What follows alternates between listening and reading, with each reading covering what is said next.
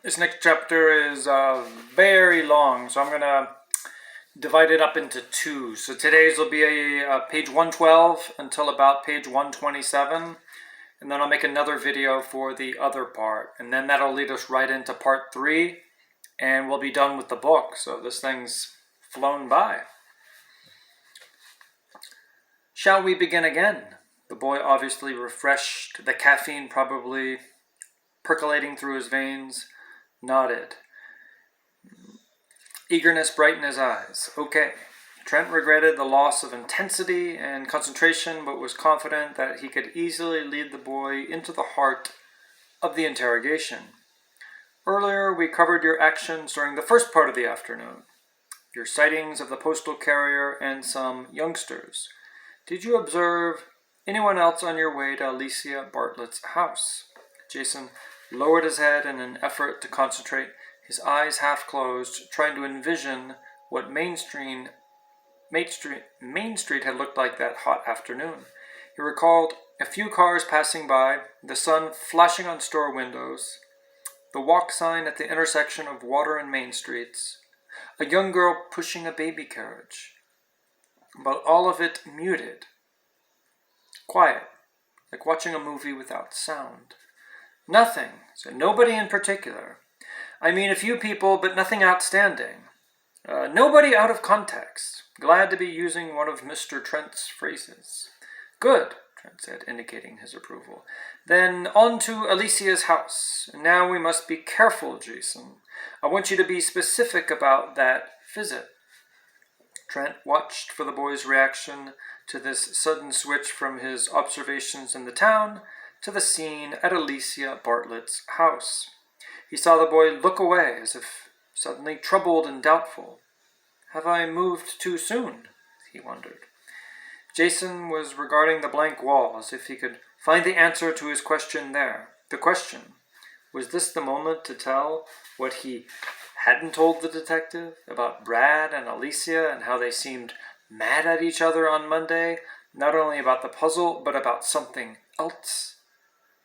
Brad, her brother, was there on Monday swimming with his friends in the pool, Jason began. Mr. Trent looked at him quizzically, but didn't say anything. They seemed to be fighting, Jason said. I mean, not really fighting, but mad at each other. Mr. Trent was still silent, which encouraged Jason to go on. I had a feeling something was wrong between them, that maybe Brad had done something to her. And Trent listened patiently, waiting for the boy to make his point, but realized that he was struggling to express himself. Trent's attention was drawn to the boy's hands, active, fluttering, moving away from his body, as if trying to express what he was attempting to say. Trent leaned forward a bit, knowing by the movement of his hands, his entire body, that the boy was revealing the truth. Whatever the truth might be. Brad was always teasing her, the boy said. He teased everybody. But he was, like, more than teasing her on Monday. The boy's eyes half closed, an indication that he was fully concentrating, trying to pin down a memory or bringing vital information to the surface of his mind. She said to him, "Haven't you done enough today?" Something like that. The boy sighed, a huge sigh, and air blew out of his mouth as if he had just delivered a monumental message. Why didn't you tell the detective about this? Trent asked. I don't know. I didn't think it was important. Alicia and Brad were always, the boy shrugged, losing a struggle to find the proper words. Bickering, Trent supplied. Arguing. Jason nodded. That's right. Well, why did you think the exchange between them that day was so different? Trent asked. Well, it wasn't, I guess, the boy said. That's why I didn't mention it to the detective. Then, looking directly at Trent, an appeal in his eyes. Do you think it was important? Did I do something wrong?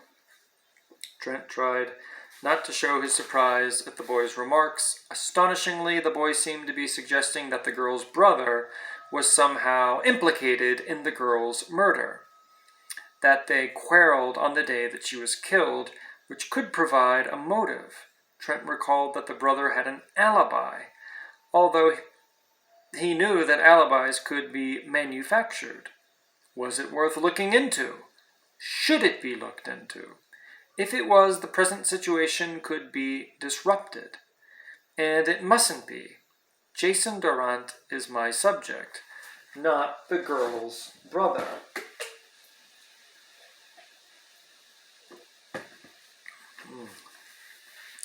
What do you think, Mr. Trent? Waiting for a reply. I think you did the right thing, Jason, by not saying anything. Trent said, I can't let this thing get away from me. The kind of information you're talking about is too vague and can only confuse an already complicated case. The police made a thorough investigation of everyone involved in the case, including members of the family. I understand Alicia's brother accounted for his movements that afternoon. He spent the entire time with his friends. Okay, the boy said, accepting Trent's judgment, settling back in his chair as if relieved that a decision about something that had been bothering him had been made to his satisfaction. Trent paused, wondering if this was the moment for preliminaries to be over. Then he would launch the strategy that would lead to the inevitable climax. Noting the gathering heat in the room, the moistness of the boy's flesh, particularly the beads of perspiration on his forehead, Trent decided to go ahead. Take the risk. Tell me, Jason, about Alicia Bartlett and how you felt about her. Amazingly enough, the boy didn't seem upset or perturbed by the sudden change of topic. She was a nice little girl, and I liked hanging out with her sometimes. She was smart as anything, but she was what my mother calls a fusser.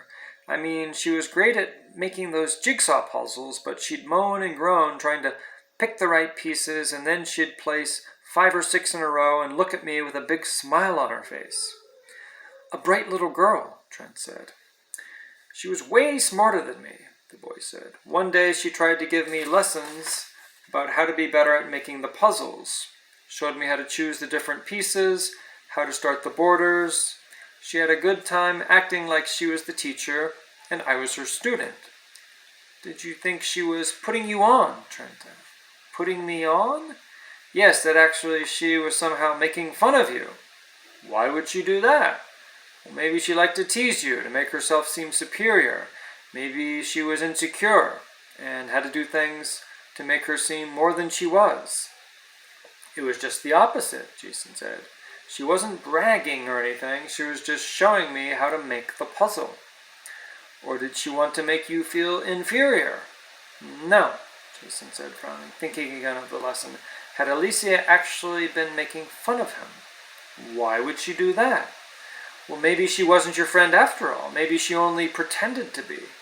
Perplexed, Jason scrunched up his face. The room was hotter than before, the heat seeming to grow with every second. He squirmed in his chair, felt the sweat gathering in his armpits. Even his feet were sweating inside his socks. Jason didn't know what to say. Could only come back to his original question. Why would she do that? Who can explain the actions of other people? Trent said. Even little girls are not always as naive as we think. That old cliché, you can't judge a book by its cover. It's a cliché because it's so true, Jason. It was hard for you to judge Alicia. And it must be hard for you to realize that what she was doing. But she wasn't doing anything, Jason put. She was my friend. Was she? You're 12 years old, Jason. And a 7-year-old girl was your friend? Jason realized how strange that sounded, how it made him seem like he was some kind of freak. Well, maybe not a real friend, but I really didn't know her that well. I mean, I'd watch her make the jigsaw puzzles when I dropped by her house, and her brother was my friend. Jason grimaced at the deception. Brad Bartlett was not his friend, but he did drop by Brad's house. How else could he describe Brad? If he wasn't a friend, what was he? Someone he went to school with, which is what he should have said.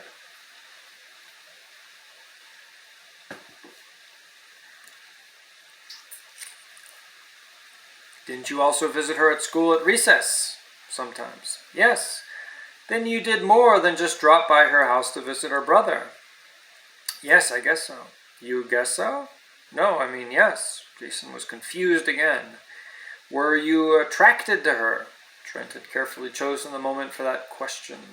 knowing that it would upset the boy. He also didn't believe it would lead anywhere. Sarah Downs had reported that there had been no evidence of sexual assault or molestation, but Trent had to judge for himself, and the question had to be asked and the answer noted for the record. The boy drew back, his mouth tightening. "What do you mean?" "She was a pretty little thing, wasn't she?" Trent asked, purposely suggestive. "Kind of. Did you ever think of showing her some affection?" "Like what?" "Touching her, perhaps, or kissing her." The boy's eyes widened in surprise, his mouth twisting in revulsion, hands, feet, body, all spasmodic in protest. Not defensive in any way, everything asserting his innocence, which Trent had to be quick to acknowledge. "Don't even bother to answer, Jason. I know that you didn't have improper thoughts about her. Pardon me for making such a suggestion." "Well, I think I'd like to go home now," Jason said, squirming, thrown by all the questions, and especially the new ones about Alicia Bartlett. He half rose from the chair. "You're free to go whenever you want, Jason. I appreciate all the information you've provided. You don't realize how important you are to the investigation, not only for your observations, but for your knowledge of the people involved. And I think your answers are fascinating, each word calculated." Trent suggested. "Well, there's the door." The boy hesitated, half out of his chair, glancing at the door and back at Trent. Trent could do nothing to prevent him from leaving, but he also knew that as long as the subject felt free to leave, he was less inclined to do so. He knew that something else could be happening. There often came a moment during an interrogation when a bond, a strange sort of alliance, came into being between the subject and the interrogator. "I know how tired you must be getting, Jason," Trent said. "I know it's hot in this office and uncomfortable, but a little girl is dead. She was your friend, and I think we can help the situation by working together on this." The boy sat back, but on the edge of the chair, clearly undecided about what to do. "I really need much more from you than what you observed on Monday. You're in a unique position to help." Placated by the mildness of Mr. Trent's voice and the possibility that he could actually be a real part of the investigation, Jason asked, "How can I help? When that cop came to my house, he said that you only wanted to ask about what I saw on the street Monday, and I didn't see anything." "Right. But I told that if you showed that you had more knowledge than that, I had the authority to go further. And as you and I have talked, I've realized how much more you can contribute, how much more you can help." "But how?" "By providing inside information that I, as an outsider, and even the police, can't possibly know." "Like what?" "Well, you're familiar with all the important aspects of the case, Jason. Alicia's house, the neighborhood, the brook, the woods." The boy sighed as he considered what Trent had said. Finally he nodded. "Okay," and then tensed himself, hands on his knees, body bent slightly forward, the signs of compliance. Trent knew that the game of cat and mouse was over. "We now go down to where the ladders start." "Fine," said Trent. "Now let's talk about the terrain of the area where Alicia was found."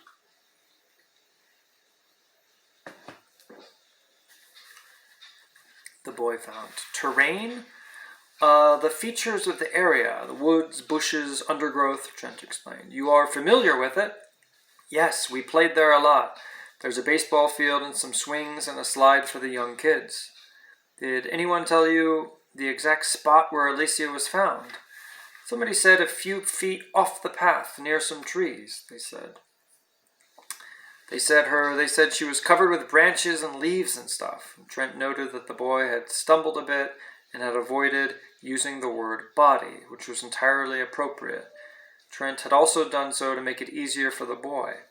"What do you remember about the area? Was there loose gravel, grass? Was it rocky, overgrown?" The boy shrugged. "Just ground, like you find in the woods. Stones, rocks?" "I guess so. I remember tripping on a big rock once when I went into the woods to..." Jason stopped, hating to admit that he had stepped into the woods to pee. To relieve yourself? Trent asked helpfully. Yeah, feeling his cheeks warming, wondering if he was blushing like in school. A lot of stones and rocks, right? Yes. Knowing the boy would supply the answer he sought, Trent asked, What do you think the weapon was, Jason? Well, I don't know. Trent waited. A rock? The boy asked. Hiding what would have been a smirk of triumph, Trent said casually, Could have been a hammer. If the perpetrator brought a hammer along, if the murder was premeditated. Premeditated? Jason knew the meaning of the word, having heard it 1,000 times on television shows, but he couldn't connect it with what happened to Alicia.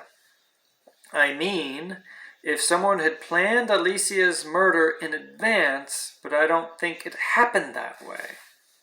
Do you? Well, planning Alicia's murder in advance, Jason shook his head at the possibility. No, I think it might have been something that happened on the spur of the moment. Not quite an accident, but certainly not planned, perhaps as surprising to the perpetrator as it was to Alicia. Avoiding the word killer or murderer, of course. And it happened that way. Spontaneous, not planned, and this brings an entirely new viewpoint to the tragedy. Jason frowned, unsure of Mr. Trent's meaning. I don't understand.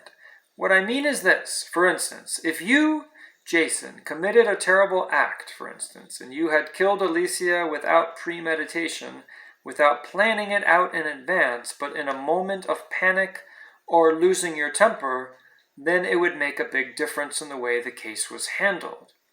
We would allow for mitigating circumstances, not first-degree murder. Perhaps your mind was in turmoil at the time. Juries, the police, they understand how those things can happen. Jason understood.